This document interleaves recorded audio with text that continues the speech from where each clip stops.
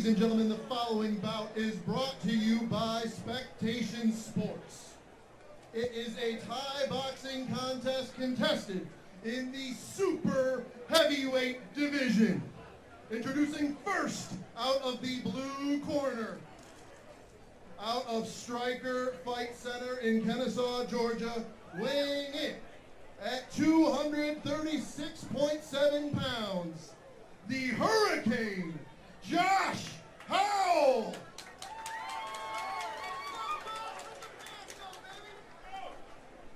And his opponent, in the red corner, making his debut, out of Fit BJJ in Maryville, Tennessee, weighing in at 294.9 pounds. Give it up for Triston Big Baby Gipson. Your referee when the action starts is Big Luke Wilson.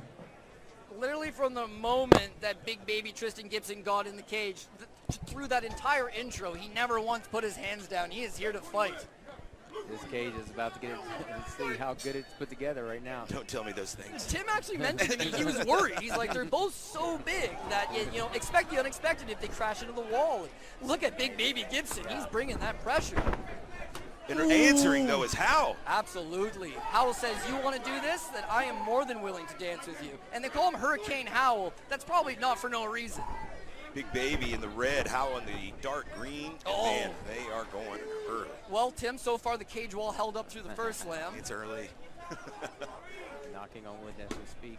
Nice kick to the body. And he's utilized a couple nice body kicks so far. He obviously has the speed advantage. He's 50 pounds lighter, and that's going to allow him to maybe beat Gipson to the punch, but you don't want to be standing in front of him for too long. Nice straight jab. Gipson only trained 6 months, it appears, according to his bio. If that's the case, I'd love to know what his athletic background is. Probably football would be my guess, but I mean, he's an athlete. I'd hope so. If he's only been training for 6 months, I mean, he's in good hands, and they got a good fighter. Ooh, nice right hand comes right through. Did load up, but it was almost hard to, it looked telegraphed, but there was still nothing you could do to get out of the way. There goes again. Those low leg kicks, though, are going to be key. Because you have that speed advantage and you need to slow this big man down. That's exactly it. Use that speed.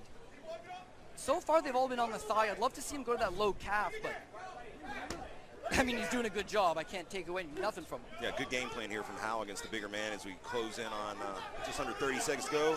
This first round, nice right hook, another one. And that's part of the reason, that's part of the damage that the leg kicks do. Yeah, they slow him down, but it also causes him to drop his hands. Once he drops his hands, you come over the top.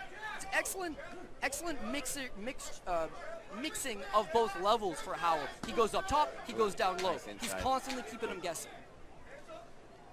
Final few seconds of this first round, and man, this one is not going to be super easy to judge. Lots of kicks there in the final minute, especially there for Howell after, you know, nice opening salvo to start the round from Gipson. I'd like to get both of you guys' take on this, but first, get us through this replay. Yeah, I mean, you see Gipson is the big, powerful man, but Howell just did an excellent job of navigating those waters early, using those leg kicks, dancing around the big man. And really, Gipson looked a little bit lost there and frustrated. I'd love to see the numbers on exactly how many leg kicks were landing, because it seemed like it was 15 of them. Yeah, that was a lot for a super heavyweight. Yeah, and that's going to play big dividends the longer this fight goes. But every time he would land it, you could see Gipson just kind of freeze up and stare at him like he didn't know how to check, or he didn't know how to answer this, you know, this attack from his opponent. So now he gets 1 minute in between. He gets to talk to his coaches. They get to go over the game plan, but he needs to now execute a new game plan than the one he had in the first. And for a big fella, he looks super poised in his corner. The corner shot on the camera. I mean, usually these guys, I'd be gassed if I was that size a full round. These guys look ready to go for round 2. So who would you give that first? You give Howell the first round there? Yeah, the leg kicks, again, they're the most damaging blows. You could argue that Gipson landed a couple nice right hands, but Howell landed a bunch of nice punches himself. So I would say strictly off the work rate and the more damaging blows, I give it to Howell, who's resuming that leg kick attack to start the second now. Chopping that tree down. Now he's coming forward. Ooh, nice teeth.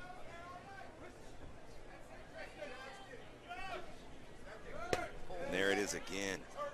Yeah, what advice do you give, Gipson to kind of slow? But that's what he's got to Yeah. do. He's got to counter. He's got to punch. But as the low kick's coming, you need to use this jab. You're 6'6". Can't just eat him. And we saw Jeremy Graham struggle to use his own jab. So it's just something that comes with experience. But you can't just let this guy stand in front of you and kick you without throwing nothing in return. He is breaking him down systematically. And I'd love to see him check some of those lower leg kicks, but like you said, he's only been training 6 months, so I don't know if checking the low leg kicks was in the training. I'd like to see him go to the body. And Tim, did you say no knees to the head? No knees to the head. Okay. I'm just trying to make sure I understood the rules.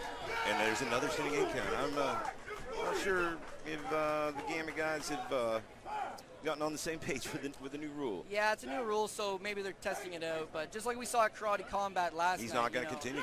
Well, and again, fair because they're young in their careers. Yeah. Howell, that was a solid performance. It He's was. up 50 pounds. He does everything right. And the flip side for Gipson, for a guy with 6 months training experience, he's going to just continue to develop and continue to get better. He'll learn how to check the leg kick. He'll learn how to defend himself. And then he'll be a real problem. There's a replay here, those brutal knees, and that was the beginning of the end there as Luke Wilson stepped in for the standing 8 count, and he didn't continue anyway, so it's kind of a moot point. And Howell's not a small man. I mean, he's a true heavyweight. Yeah, exactly. That's why we were talking about earlier. He's given up so much size, but it's like, this is a big man. But I'll tell you what, these guys that come out of Stryker Fight Center in Kenshaw, Georgia, they know how to fight, and that was a beautiful performance there. As that is our final Facebook preliminary bout. We get ready to go to pay-per-view on Spectation Sports. But first, let's get the final word from Billy. Fight fans, referee Luke Wilson has called a stoppage to this fight at 1 minute and 7 seconds of round number 2, declaring a TKO victory for your winner out of the blue corner, Josh the Hurricane Howell.